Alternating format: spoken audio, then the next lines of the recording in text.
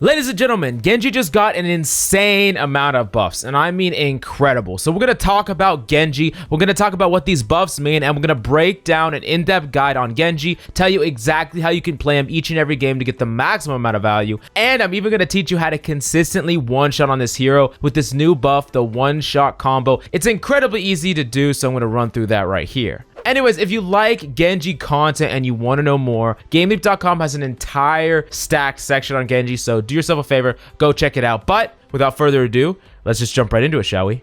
Now, first off, let's talk about the changes on Genji. His damage got increased from 28 per shuriken to 30 per shuriken. His secondary fire spread got reduced from 12 to 9. This is going to make it a lot easier to hit headshots consistently from close range. I'm going to talk about that a little bit more later when I talk about his one-shot combo. Next up, his deflect. The duration was increased from 1.5 seconds to 2 seconds, but now his reflect can be manually canceled, which is an incredible buff to Genji because it really allows him to effectively protect himself in between damages. Now, the biggest fundamental concept you need to understand about Genji before I can teach you anything else is called the Duality of Genji, which is a Genji baseline that has been around since forever, and I've covered it many times on this channel, but I'm going to summarize it incredibly quickly here because if you do not understand this concept, you cannot proceed on Genji, you cannot learn anything else on Genji. So there's two styles of Genji. The duality of it all is poke and pressure and brawl. So a TLDR of this is that the poke and pressure side is when you're playing incredibly safe with your team and you're just poking people down with your primary fire, trying to pressure the enemy, deal damage to them, and build up your precious ult charge. Now, all the while you're in the poke and pressure stage, you're waiting for a catalyst in order to tell you to transition from the poke and pressure to the brawl and go in. So your next immediate question would be, what types of things are catalysts to tell Genji I can transition from this poke and pressure safe style into the frontline brawler actively doing damage on the enemy? What are those catalysts? Well, one example of one would be a separated squishy. You see an Ana completely by herself, or maybe a McCree off on the flank to the sideline away from his healers.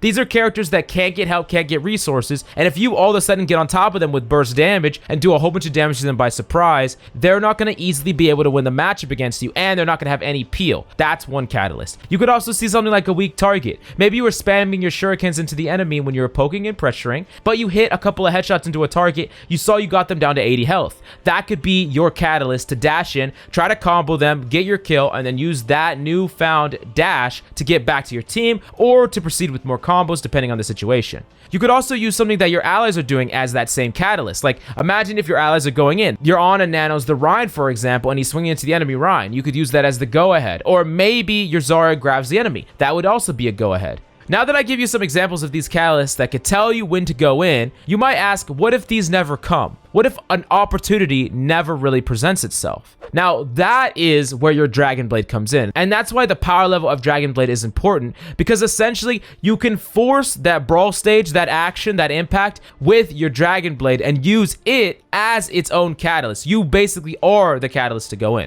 Now, I know the immediate next thing you might wonder is, why does this matter? Why does it matter when I go in and when I don't go in? Well, the thing is, if you always seem to feed and die on Genji, or you could never get enough value on Genji to carry even if you're not dying that often, it is usually one of these two things. You either, one, you go into the brawl stage without ever having a good enough reason to, meaning an enemy's not weak enough, there's no clear signs, there's no event that shows you, hey, this is a good time to go in, and you're going in far too early, or you never actually transition at all, even when there's clear signs of that opportunity, which means that you're not identifying when a target is weak enough for you to go in, which could be because you just simply don't know the signs, or you're not confident in your own abilities in order to execute on an opportunity that you see. Now, where does Genji's new buff play a role in all this? Firstly, his damage increase for his secondary fire and his smaller spread simply mean that he is more lethal during the brawl stage and can deal more damage consistently. This is amplified even more so because you can easily get headshots, even multiple headshots, a lot easier as opposed to how it was before. Now, something about an increase in damage in Genji is, just like we talked about before with increasing your mechanical skill, this gives you more opportunities for going in. While as before, maybe you wouldn't go in on a McCree if it was only 100 HP or less, now you might be able to squeeze out 125 or less. And you don't even need to have any more mechanical skill in order to make that call now with a buffed Genji. Now I'm gonna move on to some tactics that you can use with these new buffs. Specifically, short dash right click combos in particular are gonna be the most reliable way to deal burst damage easily when you dash at someone's feet and then you instantly right click towards their head area. It's like a diagonal down where you still hit them with the dash, but then you immediately look up and right click them right in the head. Now, the reason that this buff is so important is because let me break down some numbers for you to really let you understand this picture. Getting a dash is 50 damage, and 2 shurikens in the head is going to be 60 damage per shuriken, meaning 120 damage. You combine that with a 30 damage melee follow-up, which means is exactly 200 damage. This is the 200 damage combo that is incredibly easy to execute. Now, the short dash combo is a lot easier to execute than the 180 dash combos because the 180 dash combos required you to know perfect understanding of the distance of Genji dash because you wanted to end up right behind the target before you 180'd and did your combo. This allows you to essentially do your combo from any range. As long as you're within the range of the dash, you can execute this combo, which means that it's incredibly consistent, and it's not only consistent, it's very scary for the enemy, which is a concept I'm going to talk about in a little bit. Now, moving on to the reflect in time increase and the ability to cancel it allows Genji's outplay options to be infinitely increased. Reflect can now be used as a shield to protect Genji in between chunks of damage. Unlike before, where you needed to do like a clumsy wall run in order to cancel a reflect, and you couldn't even do it unless you were near a wall, now you can effectively deal damage and then protect yourself until you're ready to deal damage again, and you can essentially give the enemy 0 window in order to actually shut you down. Now, what does this mean for Genji? This means matchups like Widows, Hanzos, Krees, Zens, Anas, they're crazy lopsided now. While I would definitely still consider some of these a skill-based matchup, because of the speed of executions, the additional pressure due to the one-shot combo we talked about before, and the difficult to punish aspect of this new reflect cancel, there is such a tiny window for you to get shut down on Genji if you play this correctly that a lot of these characters will not have a chance in a 1v1. Now, before we move on to Genji's Dragonblade tips and Genji's bad matchups, do me a huge favor and demolish that like button. I would love to make in-depth guides on Genji or any other character. You just have to let me know. Smash that like button and let me know in the comments down below. Now, as far as Genji's bad matchups, these are characters typically that he can't get consistent reflect value from. Think characters like Winston, Zarya, Mei, Brig, Mora, Doomfist. These are a small list of characters that can give Genji a hard time. Now, the important way to play against these characters is simply to remember what we talked about earlier with the poke and pressure versus the brawl style of Genji. If you stay in the back, just poking and spamming, they can't touch you. If they ever get close enough to come for you, you can always dash away with your mobility, your wall run, your dash. And if you find an opportunity good enough to where you're sure that you can burst down a kill, then you can go in, get that kill, you get your dash and mobility back in order to escape these targets. Now, against the most dueling DPS characters like some of the ones we talked about before, you're still going to need a great deal of practice in order to beat each one consistently. I always suggest Triad Free-For-All if you simply want to hone your mechanics and practice combos, but the most important aspect of Genji, the duality of Genji, is not something you will practice in Triad Free-For-All. You have to practice that and adopt it to your playstyle within a game. Now, something that's really important when it comes to 1v1ing enemies, particularly the ones that you can get reflect value into, is that the more pressure you put into a target, the more pressure they're under,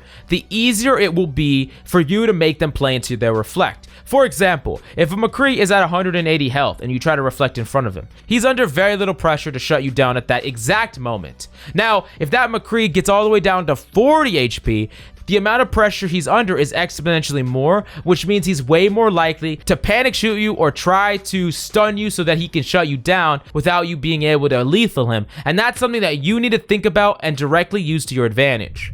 Now, moving on to the last topic we have to talk about in this video, and it's Dragonblade. Now, Dragonblading is all about target priority and speed of execution. I would say a great percentage of Dragonblades fail because they are 1v4 spur of the moments plays. You need to be going in with your team every single time you dragonblade. Even if your team is just inting in, the pressure they provide, the additional space they create, and the cooldowns that they can take, those things all help you. Now, another amount of dragonblades probably failed due to poor target management. There are certain characters that are far easier to go after than others. You really need to be thinking about mobility and fade abilities. Targets like Mei, Moira, Reaper, these are not reliable targets to go after. Targets like McCree and Ana, you need to think about how you're going to approach them before you try to dragonblade them. While they don't have mobility, yes, they do have CC that can shut you down. So usually your reflect plus a mixture of canceling your reflect and going into your combo is the way that you outplay these characters. Now, lastly, of course, we got to talk about speed. Now, speed of your execution of your blade takes practice, but it makes you way harder to punish and more lethal the faster you go.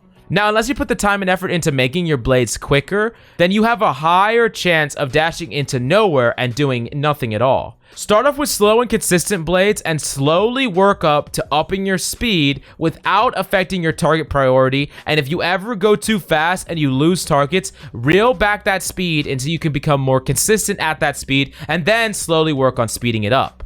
Now, last off, as a final tip with the dragonblade, I know I said that speed is incredibly important, but there are some examples where you need to slow things down. Specifically, when you're playing with Nanoblade, you need to be hyper vigilant towards an enemy's health and if they have anything like Discord on them. I can't tell you how many times I've actually slash dashed, done the traditional combo trying to kill someone with a Nanoblade, only for them to die with my slash, and then I instantly dash into nowhere, I don't get my reset, and I basically just throw a potential 4 or 5k blade out the window because I wasn't necessarily paying enough attention and I was only focused on going fast. Anyways, I hope you've learned even a little bit from this video. If you like this type of content, do me a huge favor. Go check out GameLeap.com. Go head over to the Genji section. Just look around for a little bit. I'm sure you'll find something that will pique your interest. Anyways, if you like this video and you want me to make more just like it, definitely let me know in the comments down below. I can do an in-depth guide about literally any character in the game, but you gotta let me know. Anyways, that's all I got for you today. I'm Coach Mills, and until next time,